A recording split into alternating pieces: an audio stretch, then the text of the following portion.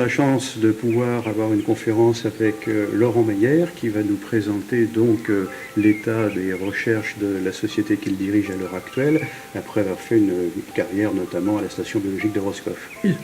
Je vais parler de notre petite société Manros Therapeutics qui développe des petites molécules contre différentes pathologies. Donc trisomie 21 et Alzheimer, ça c'est un domaine. Et puis le projet qui est le plus avancé, c'est la mucoviscidose. Donc dans ces trois pathologies assez différentes, on développe des molécules qu'on pourrait pousser comme candidat médicament.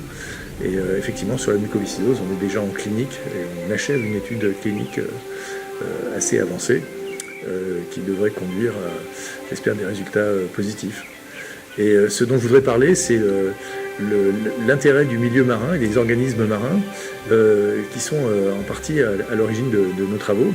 Alors que ce soit des animaux marins qui ont été utilisés comme modèle pour comprendre des mécanismes, comme la division cellulaire, qu'on avait beaucoup étudié avec les œufs d'oursin d'étoiles de mer, ou les organismes marins soient la source de nouvelles molécules dont on peut développer des médicaments futurs. Oui, alors c'est toute la problématique de ce qu'on appelle les molécules d'intérêt. Voilà. Effectivement, la vie est apparue en milieu marin, a évolué pendant très longtemps avant qu'il y ait sorti des eaux sur Terre. Donc il y a effectivement en milieu aquatique une possibilité de communication chimique puisque les molécules diffusent plus facilement. Et donc on a un arsenal, j'allais dire, de molécules actives, soit de communication, soit répellentes, soit toxiques.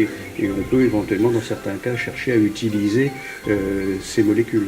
Voilà, donc il faut savoir que la plupart des médicaments qui sont mis sur le marché actuellement proviennent, en réalité, quand on regarde bien l'origine, ça provient de substances naturelles. Oui. Hein, ce sont souvent des dérivés, et ce sont des molécules issues en général de plantes ou de champignons terrestres. Mais le milieu marin est une source considérable de nouvelles molécules, très peu explorées pour le moment. Mais bien sûr très attrayante. Il y a énormément d'organismes, comme vous le savez, énormément de molécules qui sont produites.